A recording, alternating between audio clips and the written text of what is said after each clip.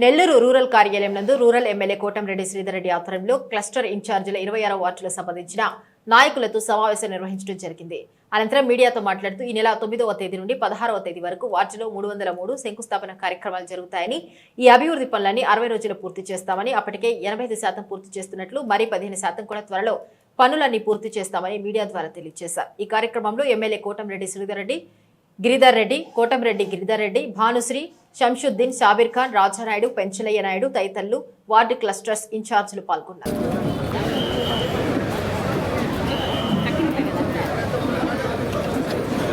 ఈ కార్యక్రమాన్ని విస్తృతంగా చర్చ పెట్టాల్సిన అవసరం ఉంది, అండగా లేవాల్సిన అవసరం ఉంది. మీకు 105 శంకుస్థాపనలు ఉంటాయి. ఆ 105 శంకుస్థాపనల్లో 51 శంకుస్థాపనల్లో నేను కార్యకర్తలు అందరూ ఉంటారు. అయితే ఎక్కడ కూడా మనం శంకుస్థాపనలు చేయి, మనం పాల్గొంటాం. స్థానిక ప్రజలే ఈ యొక్క శంకుస్థాపన. ఆ కాలం ఎక్కడ దాకా వస్తుంది, ఆ యొక్క మంచినీటి పైప్ లైన్ ఎక్కడ దాకా వస్తుంది, ఆ ప్రాంతం పర్యవేక్షించే అవకాశం వాళ్ళకి ఉంటుంది. దీన్ని ఖచ్చితంగా అందరూ పాటించాలని ఉదయం 6:30కే తొలి శంకుస్థాపన ప్రారంభమవుతుంది. రాత్రి 10 గంటలకు కూడా జరుగుతుంది. ఇది ఒక ప్రతిష్టాత్మక కార్యక్రమం. దీన్ని ప్రతిష్టగా తీసుకోవాలని. అయితే ఎక్కడా కూడా హంగు ఆర్భాటాలు వద్దు, హంగు ఆర్భాటాలు ఖచ్చితంగా వద్దు. దాంట్లో ఎలాంటి అనుమానంగా మీరు చేయాల్సిన పని ఆ యొక్క ప్రాంతంలో పెట్టి అక్షింతలు కలిపి అక్షింతలు తీసుకొని ఎక్కడ కూడా కాంట్రాక్టర్లకి అందరూ కూడా చెప్తున్నా, జేసీబీలు అవసరం కాస్త పసుపు కుంకుమ వేసి ఆ వచ్చిన చేత అక్షింతలు ఇచ్చి అక్షింతలు ఆ యొక్క గుంటలో వేనేస్తే అదే ప్రారంభోత్సవం త్వరగా ముగుస్తుంది. మనకి సమయం లేదు. ఎందుకంటే 51 చోట్లకి నేను తిరగాలంటే ఉదయం 6:30 స్టార్ట్ చేస్తే రాత్రి 10 అవుతుంది. ముఖ ద్వారాలు పూర్తి చేసి అందేయటమే కాకుండా ఖచ్చితంగా ఆ యొక్క మసీదు కూడా అప్పటికి ఒక షేపు తీసుకొని వస్తామని చెప్పిన కూడా మాట ఇస్తూ ఉన్నా. ఇవన్నీ కూడా పార్టీ నాయకులుగా, కార్యకర్తలుగా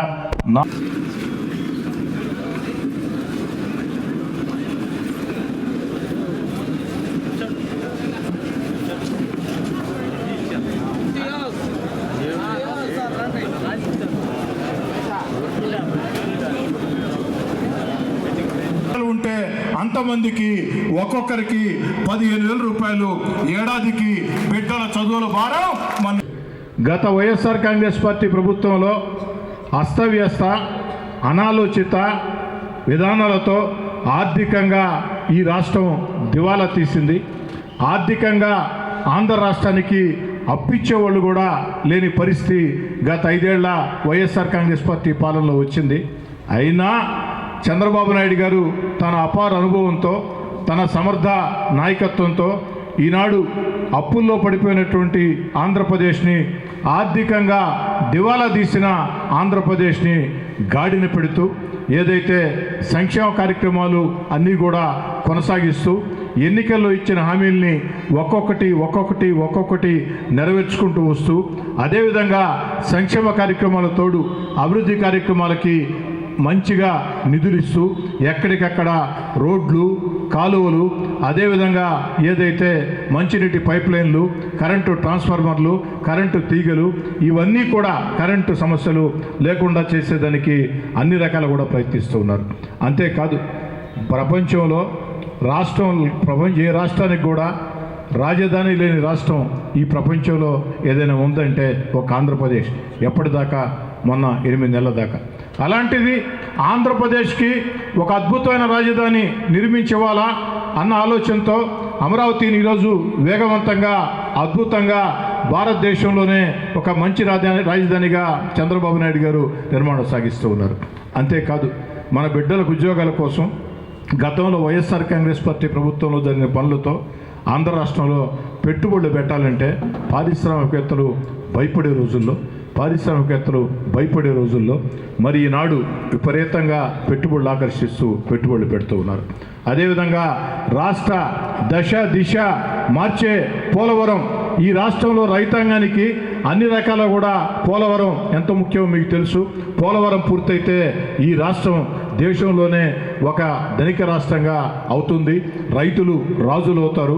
ఆ యొక్క పోలవరం పూర్తి సాధన కోసం చంద్రబాబు నాయుడు గారు చేస్తున్న పనులు ఇవన్నీ కూడా వీటికి తోడు మీ ఎమ్మెల్యేలుగా చంద్రబాబు నాయుడు గారి ప్రోత్సాహంతో అభివృద్ధి కార్యక్రమాల విషయంలో మేము చేస్తున్న కృషి ఇవన్నీ కూడా విస్తృతంగా ప్రజల్లో చర్చకు పెట్టాలని ఈరోజు చంద్రబాబు నాయుడు గారి పనితీరు అనేది ఆంధ్ర రాష్ట్రానికి ఎంతో అవసరం.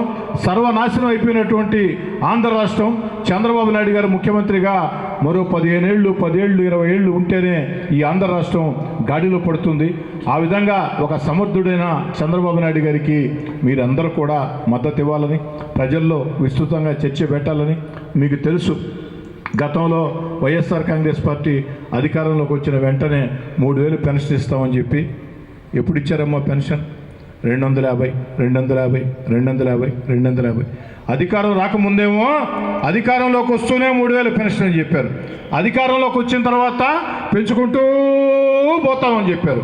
కానీ చంద్రబాబు నాయుడు గారు మాట తప్పకుండా అధికారంలోకి వచ్చిన పక్క నెలల్లోనే 4000 పెన్షన్ ఇవ్వటమే కాకుండా ఆ యొక్క పథకం ప్రకటించినటువంటి ఆ 3 నెలల 3000 కలగలిపి తొలి నెలలో 7000 అందించారు. శంకుస్థాపనలు అదేవిధంగా 11వ తారీఖు 54, 12వ తారీఖు 22, మళ్ళీ 13వ తారీఖు 54, అదేవిధంగా 15వ తారీఖు 54, 16వ తారీఖు 54, మొత్తం అన్నీ కలగలిపితే 303 శంకుస్థాపనలు వారం రోజుల్లో. అయితే ఈ శంకుస్థాపనలు చేసామా, ఏదో టెంకాయ కొట్టామా, ఫోటోలు తీసుకున్నామా, ఆ పద్ధతికి నేను వ్యతిరేకం. మీకు తెలుసు, టెంకాయ కొట్టామంటే శంకుస్థాపన చేశామంటే అది పని ప్రారంభం కావాల్సిందే, చెప్పిన సమయంలోగా పూర్తి చేయాల్సిందే. అందుకే ఏదైతే ఈ నెల 9వ తారీఖు నుంచి మనం 16వ తారీఖు దాకా 303 శంకుస్థాపనలు చేసుకోబోతున్నామో ఆ 303 పనులు కూడా అక్షరాల 303 పనులు కూడా 60 రోజుల్లో పూర్తి చేసి అదే 60 రోజుల్లో మళ్ళీ ప్రారంభోత్సవాలు చేసే బాధ్యత కూడా మీ ఎమ్మెల్యేగా మీ కోటమిరెడ్డి సోదరెడ్డిగా తీసుకుంటానని చెప్పిన మాట ఇస్తూ ఉన్నా. ఈరోజు గత ఎన్నికల వేళ 1,000 కోట్ల కోటీశ్వరుడితో మన ఎన్నిక జరిగిన ప్రత్యర్థులు ఎన్ని కుట్రలు చేసినా, కుతంత్రాలు చేసినా, మానసికంగా వేధించినా, డబ్బు ఏదైతే కుమ్మరించినా, మీ అందరి కష్టంతో, మీ అందరి సహకారంతో, దేవుడి దయతో, చంద్రబాబు నాయుడు గారి ప్రోత్సాహం, పవన్ కళ్యాణ్ గారి ఆశీస్సులు, నారా లోకేష్ గారి ఆశీస్సులు ఇవన్నీ కలగలిపి చరిత్ర సృష్టించే ఒక భారీ మెజార్టీతో ఎమ్మెల్యేగా మీ కోటమిరెడ్డి సోదరెడ్డిగా ఎన్నిక అవటం జరిగింది. ఆ ఎన్నికల వేళ నా భార్య కానీ, నా కుమార్తెలు కానీ, నా తమ్ముడు కానీ, లేదా పార్టీ నాయకులు కానీ, పార్టీ కార్యకర్తలు కానీ అనేక చోట్ల అనేక హామీలు ఇచ్చారు అభివృద్ధి కార్యక్రమాల విషయంలో. మన పార్టీ నాయకులు, మన పార్టీ కార్యకర్తలు ఓట్ల కోసం ప్రజల వద్దకు వెళ్ళినప్పుడు నా కుటుంబ సభ్యులు అందరూ కల్పించినటువంటి ఆ యొక్క హామీలు ఈ 303 శంకుస్థాపనలతో అక్షరాల 85% పూర్తి కాబోతున్నాయని చెప్పని కూడా మీ అందరి ముందు మాట చెప్తూ ఉన్నాం. ఆ మిగతా 15% పనులు కూడా మరో 2 నెలల్లో, అంటే ఇవి ప్రారంభోత్సవాలకు వచ్చేటప్పటికి ఆ పని కూడా చేసి సగర్వంగా ప్రజల వద్దకు వెళ్ళి మేము ఎన్నికల వేళ ఈ హామీలు ఇచ్చాం, ఈ హామీలు ఏడాది గడవక ముందే నెరవేర్చి చూపించాం అని సగర్వంగా పార్టీ నాయకులుగా, కార్యకర్తలుగా మీరు తల ఎత్తుకుని చెప్పే విధంగా అక్షరాల ఈ యొక్క జూలై 4వ తారీఖు మనం ఎమ్మెల్యేకి ఎన్నికై ఏడాది, ఆ జూలై 4వ తారీఖుకి ఆ 100% హామీలు కూడా పూర్తి చేస్తానని, 85% హామీలు ఈ శంకుస్థాపనలతో పూర్తవుతాయని మనం చేస్తూ ఉన్నాం. కూడా స్థానికుల చేత ఆ గుంటల అక్షంతలు వేయించి ఒక మంచి కార్యక్రమం, చరిత్ర సృష్టించే కార్యక్రమం. కేవలం ఎక్కడా కూడా శిలాఫలకం కూడా వద్దని చెప్పా. ఇక్కడ శిలాఫలకం వల్ల, ఫ్లెక్సీల వల్ల కాస్త డబ్బులు దండగ తప్ప అంతమించి మరొకటి కాదు. మనకు కావాల్సింది రోడ్డు, కాలువ, తాగునీటి పైపులను, కరెంటు సమస్యలు, అవి చేసి చూపిద్దాం. కేవలం శంకుస్థాపనలే కాదు, అక్షరాల మీ అందరి సహాయ సహకారాలతో, మీ అందరి సహాయ సహకారాలతో 2 నెలల్లో 60 రోజుల్లో, 2 నెలల్లో 60 రోజుల్లో పూర్తి చేసి మళ్ళీ ప్రారంభోత్సవాలు ఇంతే ఘనంగా పెడతామని తెలియజేస్తాం.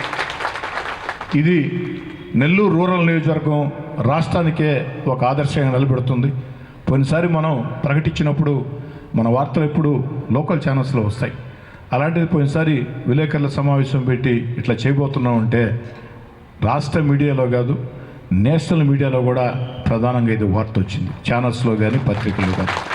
మరి ప్రకటన జారీ చేస్తేనే వార్త వచ్చిందంటే రేపు మన చేతులతో అది చేసి చూపిస్తే అది మంచి వార్త అవుతుంది. పూర్తి చేస్తే అది ఇంకా అద్భుతం అవుతుంది. ఖచ్చితంగా పూర్తి చేస్తాం, ఎలాంటి అనుమానం పెట్టుకోవద్దు. మీ ప్రాంతానికి వచ్చినప్పుడు ఆ కాంట్రాక్టర్తో మాట్లాడి కొన్ని అయితే 2 నెలలు కూడా పడలే, 10 రోజుల్లో పూర్తవుతాయి, కొన్ని 15 రోజుల్లో పూర్తవుతాయి. ఆ డేట్ కూడా అక్కడ స్థానికులకు చెప్తాం. దానివల్ల మీ గౌరవం పెరుగుతుంది, మీతో పాటు నాకు గౌరవం పెరుగుతుంది, మన ఇద్దరితో పాటు చంద్రబాబు గారి గౌరవం పెరుగుతుంది. దీన్ని ఒక ప్రతిష్టగా తీసుకోవాలని 9వ తారీఖు కార్యక్రమాన్ని 9వ తారీఖు ఏ డివిజన్లో గిరి చెప్తాడు, ఆ తర్వాత 11, 12 షెడ్యూల్ కూడా చెప్తారు.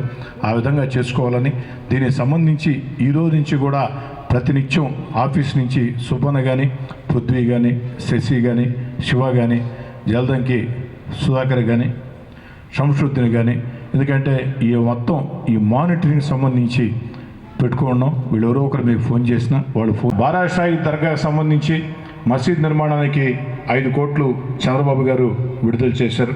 తొందరలో అవి కూడా నిధులు వస్తాయి. ఇది కాకుండా బారాషాయి దర్గాలో ముఖ ద్వారాలు ఉండాలని ఆ రోజు ఈద్గా నిర్మించింది మీ అందరి సహకారంతో, దేవుడి దయతో నేనే. మరి ఈనాడు మొత్తం ఆ ముఖ ద్వారాలు ఉండాలని అసంపూర్తిగా మొండి గోడలతో మురిగిపోతే ఆగిపోతే పరిస్థితుల్లో ఈరోజు 82.5 లక్షలతో టెండర్లు పిలిపించాం. 10వ తారీఖు టెండర్లు అయిపోతాయి. ఏప్రిల్ ఆఖరులోపు దానికి కూడా అనుమతి వస్తుందని దేవుడి దయతో చంద్రబాబు గారి ఆశీస్సులతో మనస్ఫూర్తిగా నమ్ముతున్నా. చెప్పిన మాట కట్టుబడి అన్ని రోడ్లు, ప్రధాన రోడ్లు, పొదలకూరు రోడ్డు కానీ పనులు వేగవంతంగా జరుగుతున్నాయి. అదేవిధంగా మీ ప్రాంతాల్లో రోడ్లు, కాలువలు కూడా కొన్ని అయిపోయినాయి, కొన్ని జరుగుతూ ఉన్నాయి. అన్నిటికీ మించి గుంటలు లేని రోడ్ల మీద ఏర్పాటు చేయాలని ప్రత్యేకంగా దృష్టి పెట్టడం జరిగింది. ఆ దిశగా కూడా పనులు జరుగుతున్నాయి. అదేవిధంగా ముస్లింలకి, దళితులకి, గిరిజనులకు సంబంధించి గురుకుల పాఠశాల ఆటోనగర్ షెడ్లలో ఎండుతూ ఉన్నారు. అంత పెద్ద పాఠశాల కట్టి ఎక్కడ అక్షరూపంలో చిన్న చిన్న పనులు చేయక వాళ్ళు ఆటోనగర్ షెడ్లలో ఎండుతూ ఉన్నారు. ఆ షెడ్లు కూలిపోయే పరిస్థితి ఉందని చెప్పని అధికారంకి వస్తానే పరిష్కారం చేస్తామని చెప్పని 4 రోజుల సమయం తీసుకొని అక్షరాల చెప్పిన మాట కట్టుబడి అధికారంలోకి వచ్చిన వెంటనే ఆ యొక్క ఆటోనగర్ షెడ్లలో ఉన్నటువంటి ఆ పిల్లల్ని బంగారు భవిష్యత్తు కోసం ముస్లింలు, దళితులు, గిరిజనుల బిడ్డల్ని అకచెరుపాడులో రిపేర్లు చేయించి అందరి సహాయ సహకారాలతో అక్కడికి మార్చడం కూడా జరిగింది. కాలువలు, అదేవిధంగా కరెంటు పనులు, అదేవిధంగా తాగునీటి పైప్ లైన్లు, అన్నిటికీ మించి భుజిభుజి నెల్లూరు కనుపర్తిపాడు వద్ద ఫ్లైఓవర్ నిర్మాణాలు. ఆ ఫ్లైఓవర్లో 4 ఏళ్ల పోరాటం, కానీ మళ్ళీ ఈరోజు మనం 3వసారి ఎమ్మెల్యే అయిన దాకా పనులు ప్రారంభమైన పరిస్థితి లేదు. ఈరోజు శరవేగంగా ఆ పనులు జరుగుతాయి. ఆ 2 ఫ్లైఓవర్లు కూడా ఆగస్టు కల్లా ప్రజలకు అంకితం చేస్తాం. అవి 2 అంకితం చేసే సమయానికి మెడికవర్ హాస్పిటల్ చిల్డ్రన్స్ పార్క్ వద్ద కూడా ఫ్లైఓవర్ సాధిస్తాం అన్న విశ్వాసం నాకుంది. అదేవిధంగా నెల్లూరు రూరల్ నియోజకవర్గ ప్రజల కళ.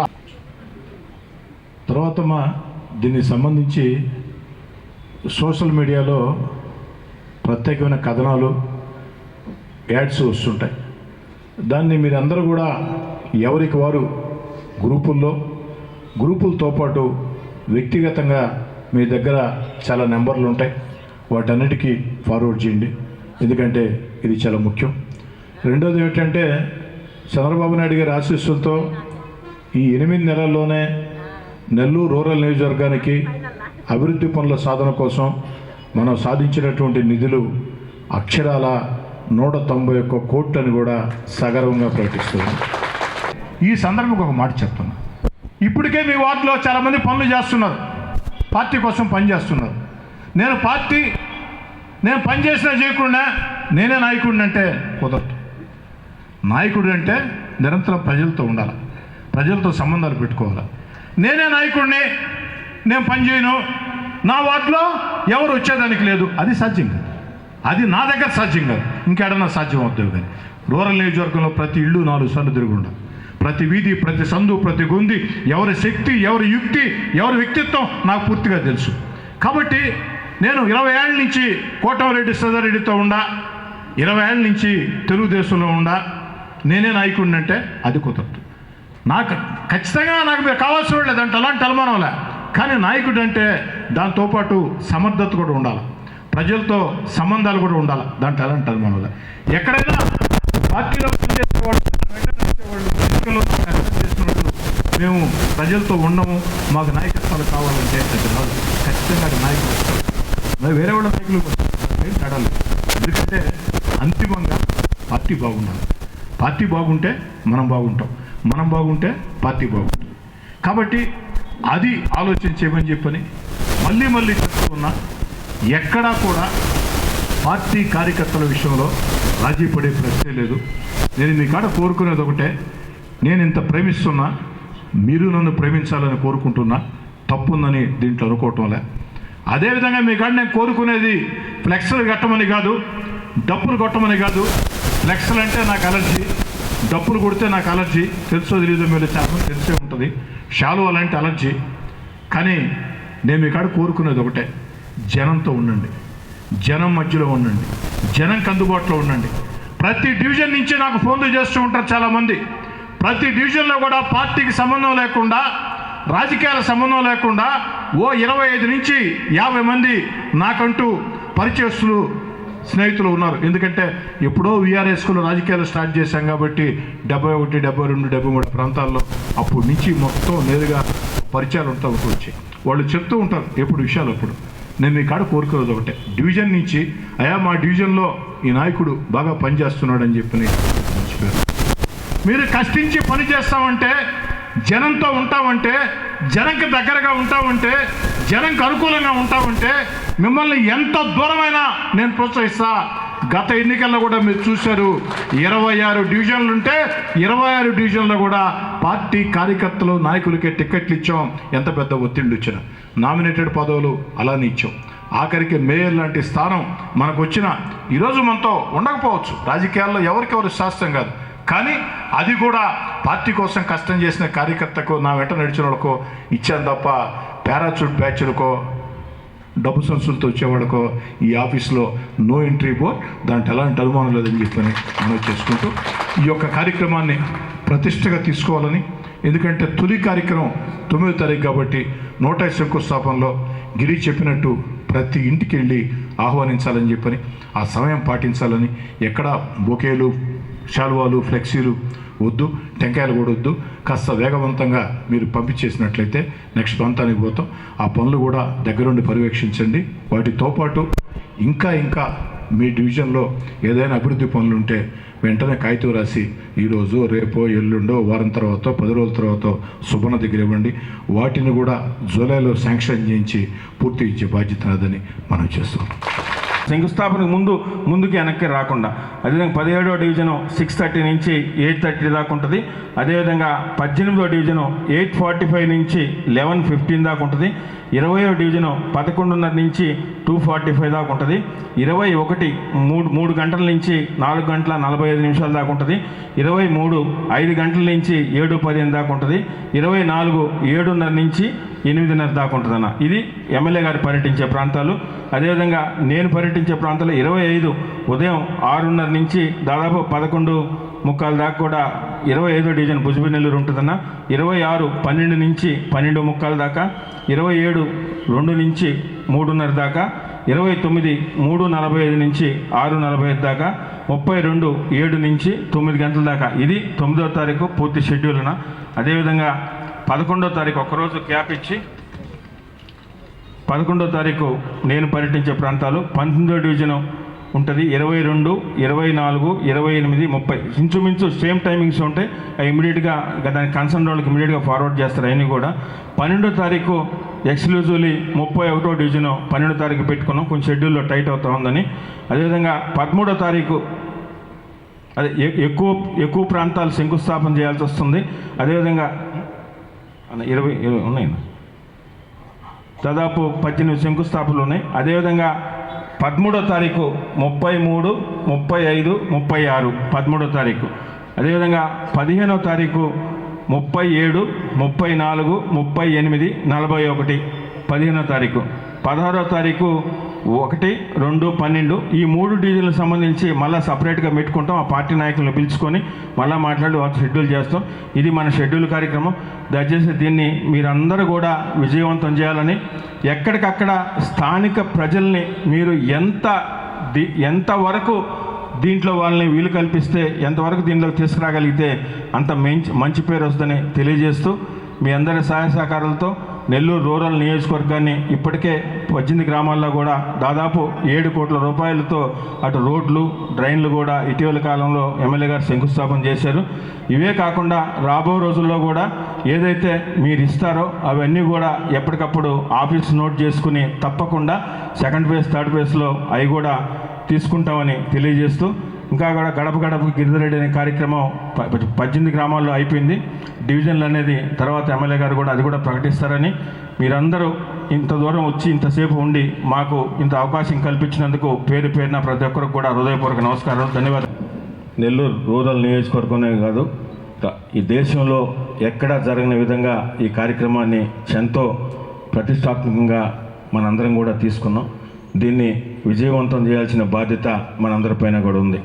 అదేవిధంగా గత సార్వత్రిక ఎన్నికల్లో ఏదైతే తెలుగుదేశం పార్టీ జాతీయ అధ్యక్షులు చంద్రబాబు నాయుడు గారు, యువనేత లోకేష్ గారు మా సోదరులకి తెలుగుదేశం పార్టీలో అవకాశం ఇచ్చి నెల్లూరు రూరల్ నియోజకవర్గం అభ్యర్థిగా నిలబడితే మీ అందరి సహాయ సహకారాలతో, అదేవిధంగా నెల్లూరు రూరల్ నియోజకవర్గం ప్రజల దయతో ఈరోజు 35,000 మెజార్టీతో కనీ వినిగిన రీతిలో బ్రహ్మాండమైన మెజార్టీ ఇచ్చి మా మీద గత 2 సార్ల కన్నా కూడా అతి పెద్ద మెజార్టీ వచ్చి మరింత బాధ్యత పెంచారు.